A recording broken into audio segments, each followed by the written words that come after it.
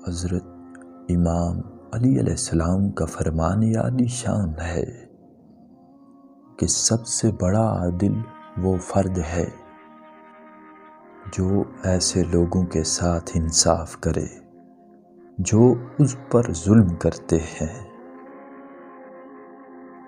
آپ نے فرمایا کہ جب تو کسی کا نقصان اور قصور کرے تو اس کے پاس عذر بیان کر، اور جب کوئی شخص تیرا نقصان کرے تو اسے معاف کر دے۔ اگر تیرا غلام اللہ تعالیٰ کی نافرمانی کرے تو اسے سزا دے، اور اگر تیرا حکم نہ مانے تو اس سے درگزر کر۔ جو شخص کسی اپنے مجرم اور قصوروار کو سزا دیتا ہے تو اس میں کوئی کمال اور فضیلت نہیں، اور جو شخص کسی بیوقوف سے جھگڑتا ہے اس میں کوئی عقل نہیں ہے۔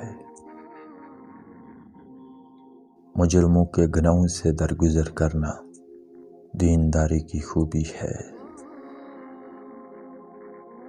جو شخص تیرے ساتھ برا کرے تو اس کے ساتھ نیکی کر، اور جو تم پر زیادتی کرے اس سے معاف کر دے۔ ان تین چیزوں میں آدمی کی عقل کا امتحان ہوتا ہے: مال، حکومت اور مصیبت۔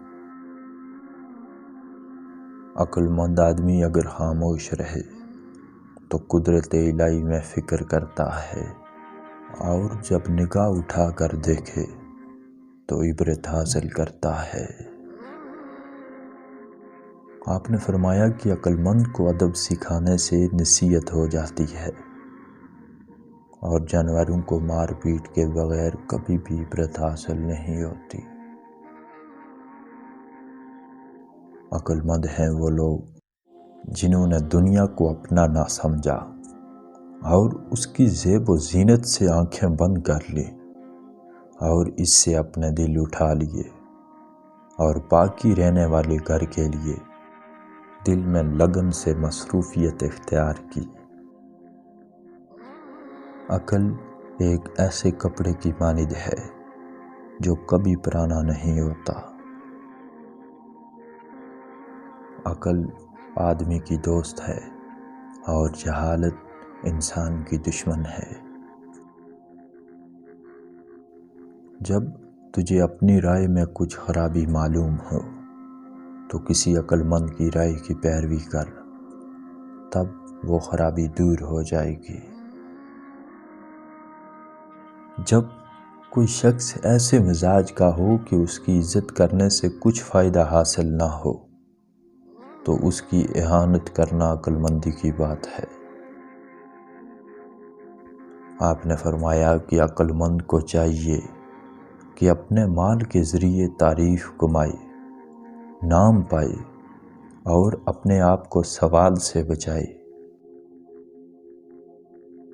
کہ اگر کسی انسان کو اکیلا دیکھو تو فوراً سمجھ جاؤ کہ وہ سچا انسان ہے، کیونکہ بھیڑ ہمیشہ منافقوں کے ساتھ ہوتی ہے۔